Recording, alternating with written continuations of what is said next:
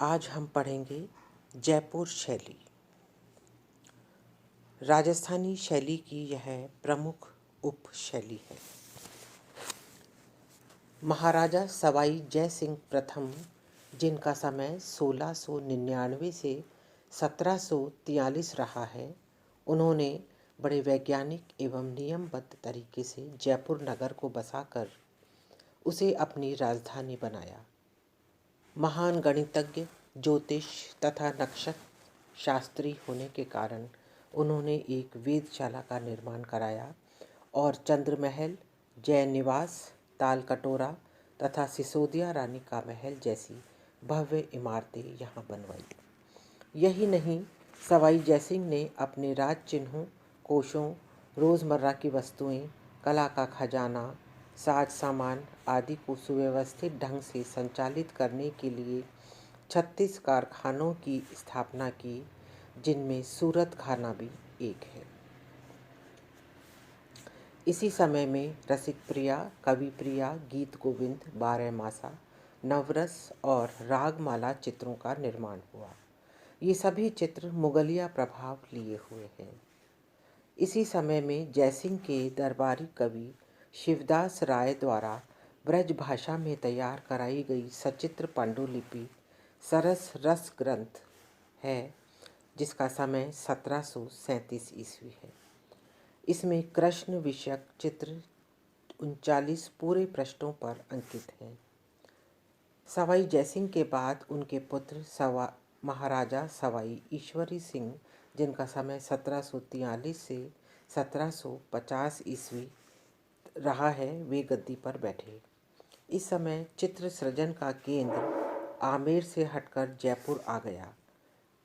सवाई ईश्वरी सिंह ने अपने निर्देशन में ईसरलाट और सिटी पैलेस का निर्माण करवाया। यही नहीं, सभी प्रकार के कला कौशल को उन्नत किया। प्रमुख रूप से सांगानेर में कागज़ों का हाथों द्वारा निर्माण होता था। चित्रकारों में ईश्वरी सिंह का शौक उनके द्वारा कागज पर काटी गई अनेक प्रकार के बेल बूटों की जालियां हैं, जिनके कुछ नमूने आज भी महाराजा सवाई मानसिंह द्वितीय संग्रहालय में सुरक्षित हैं। उनकी अन्य रुचियों में हाथी की सवारी करना, हाथियों की लड़ाई देखना प्रमुख था। संग्रहालय में प्राप्त अनेक चित्रों में सवाई ईश्वरी सिंह को सवारी करते हुए अंकुश से हाँकते दर्शाया है, तो अन्य चित्रों में उन्हें चौगान में मूर्ति बुर्ज से हाथियों की लड़ाई देखते चित्रित किया गया है। ये चित्र काल्पनिक न होकर उन घटनाओं के आधार पर बने हैं जिन्हें चित्रकारों ने अपनी आंखों से देखकर अंकित किया है। महाराजा सवाई माधो सिंह प्रथम, जिनका समय 1750 से 1767 ईस्वी रहा, उन्होंने समय कलाकारों ने चित्रण के स्थान पर रंगों को न भरकर मोती, लाख तथा लकड़ी की मणियों को चिपकाकर रीतिकालीन अलंकारिक मणिकुट्टिम प्रवृत्ति को बढ़ावा दिया। सन 1767 ईस्वी में माधो सिंह के पुत्र सवाई पृथ्वी सिंह, जिनका समय 1767 से 1779 रहा है, गद्दी पर बैठे। इनके शासनकाल में मंगल, हीरानंद और त्रिलोका नामक चित्रकारों ने महाराजा के अनेक चित्र बनाए। महाराजा सवाई पृथ्वी सिंह की अल्प आयु में मृत्यु होने से इनके छोटे भाई सवाई प्रताप सिंह ने राज्य का कार्यभार संभाला। उन्होंने जयपुर कलम के जीवन में एक नया पृष्ठ मोड़ा। पुष्टि मार्ग होने के कारण कृष्ण भक्ति में विशेष अनुराग था और ब्रजनिधि उपनाम से कविता करते थे। अतः वल्लभी परंपरानुगत कवि, चित्रकार और भक्त होने के कारण दरबार में कवि और चित्रकारों का जमघट रहा करता था। साहित्य और भवन निर्माण से प्रेम होने के कारण उन्होंने जगत प्रसिद्ध हवा महल का निर्माण करवाया, कलात्मक रीति से सजे दरवाज़ों सहित प्रीतम निवास बनवाया, चंद्र महल 5 मंजिला करवाया और दीवाने आम का निर्माण करवाया। जय निवास बाग को गोविंद देव जी के मंदिर में बदल दिया गया। माधव निवास के पिछले भाग की दीवारों पर उत्कृष्ट भित्तियों चित्रों का निर्माण करवाया गया। महाराजा सवाई प्रताप सिंह के समय में 50 से भी अधिक कलाकार सूरत खाने में चित्रों को बनाने के लिए नियुक्त थे। जयपुर शैली की विशेषताएं लिए वह साहिब राम कलाकार द्वारा बनाए चित्र, राधा कृष्ण का नृत्य एवं महाराजा सवाई प्रताप सिंह का आदमकद व्यक्ति चित्र विशेष प्रसिद्ध है। स्वर्ण का ऊपर उठा हुआ काम, मोतियों की जड़ाई, असली जवाहरात को चित्र में सजावट के लिए इस्तेमाल में लाना इन्हीं के शासनकाल में चित्रकारों ने प्रारंभ किया। महाराजा सवाई राम सिंह ने कलाकारों की इस कला प्रवृत्ति को देखकर कला के विकास के लिए स्कूल आर्ट एंड क्राफ्ट की सन 1857 ईस्वी में स्थापना की, जो आज राजस्थान स्कूल ऑफ आर्ट के नाम से जाना जाता है। महाराजा के आदेश से जयपुर के भवनों को गुलाबी आवरण दिया गया और तभी से जयपुर को गुलाबी नगर की संज्ञा दी जाने लगी। अब हम जयपुर शैली के चित्रों की विशेषताओं के बारे में जानकारी प्राप्त करेंगे। सबसे पहले है विषय। जयपुर चित्र शैली में व्यक्ति चित्रों का अपना एक विशेष स्थान है। यहाँ के कलाकारों ने महाराजाओं के आदमकद चित्र बनाए, साथ ही राजघरानों की स्त्रियों के भी व्यक्ति चित्र देखने को मिलते हैं, जिनमें नृत्यांगनाओं, गायिकाओं एवं दासियाँ इत्यादि है। अन्य असंख्य विषयों में दरबारी जीवन, कृष्ण लीलाएं, पौराणिक आख्यान, बारहमासा, राग रागनी, बिहारी सतसई, रसिक प्रिया, नवरस, षड ऋतु, रामायण महाभारत, श्रृंखलाएं, लोक जीवन एवं दैनिक जीवन पर आधारित चित्र, साधु संतों, राजा महाराजाओं, वैष्णव आचार्यों आदि को मंदिरों में देवी देवताओं के दर्शन करते हुए चित्रित किया गया है। पर्व त्योहारों में दीपावली, होली, राजा महाराजाओं के जुलूस, पशुओं की लड़ाई इत्यादि प्रमुखता से चित्रित हैं। नारी चित्रण। नारी आकृतियों को मध्यम काठी का बनाया है, जिसमें अंडाकार चेहरा, ऊंचा ललाट, बड़ी बड़ी मीनाकृत मादक आँखें, भवें थोड़ी उठी हुई, सुडौल नाक, अपेक्षाकृत बाहर निकली हुई, कहीं कहीं लंबे केश, खुले हुए तो कहीं जूड़ों में बंधे हुए, लालिमा युक्त कपोल एवं अधर, पीन वक्ष से युक्त सारा शरीर यौवनता लिए हुए है। मेहंदी रचे हाथ, हाथों में आलता, माथे पर बिंदी और चंदन का लेप है। पुरुष चित्रण। इसमें जयपुर शैली के चित्रों में पुरुषाकृतियाँ मध्यम कद की व भरे हुए शरीर से चित्रित है।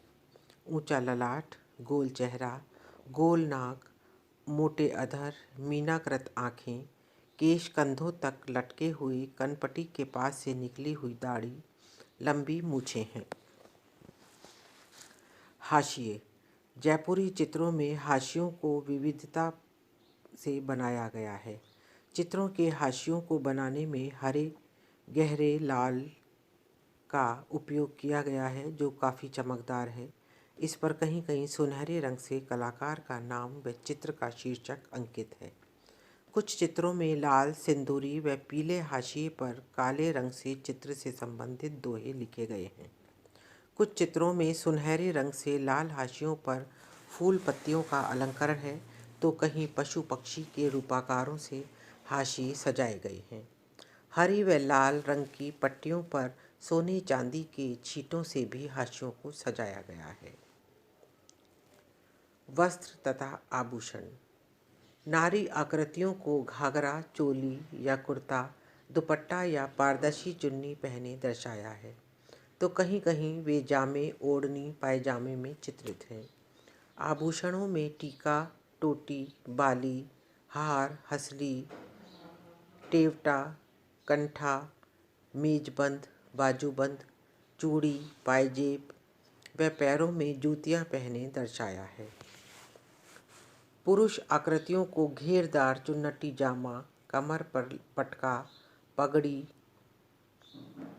जो मोतियों और कलगी व तुर्रों से सजी हुई होती थी, नोकदार जूतियाँ, उसके साथ ढीली मोरी के पजामे जो कढ़े हुए या छपाई किए हुए पहनाए जाते थे, कानों में लौंग, बाली या बुंदा, गले में माला या कंठी, हाथ और बाहों में कड़ा या भुजबंद तथा कुछ को पैरों में कड़े पहने दर्शाया गया है। जयपुर में जिस प्रकार चित्रकला की चित्रण शैली में परिवर्तन हुए, उसी प्रकार वस्त्रों के फैशन भी बदलते गए।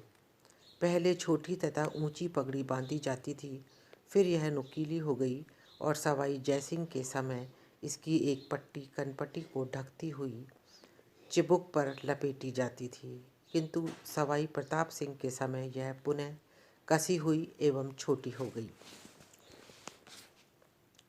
सवाई प्रताप सिंह के समय अंगरखा भी जमीन को छूता हुआ पहना जाता था, किंतु बाद में यह टखनों तक ऊंचा पहना जाने लगा।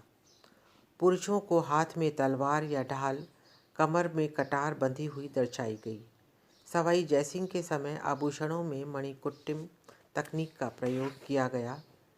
सन 1850 ईस्वी तक का पहनावा प्रायः एक जैसा ही रहा, किंतु बाद में महाराजाओं को विभिन्न सम्मान चिन्हों के साथ फौजी वस्त्रों में दिखाया गया, तो कभी कभी मखमली या घुड़सवारी या शिकार की विशिष्ट पोशाक में, जिसमें कसीदे के काम की शेरवानी प्रमुख है, इस प्रकार कपड़ों एवं साज सामान को यथार्थ रूप में दर्शाने की चेष्टा की गई।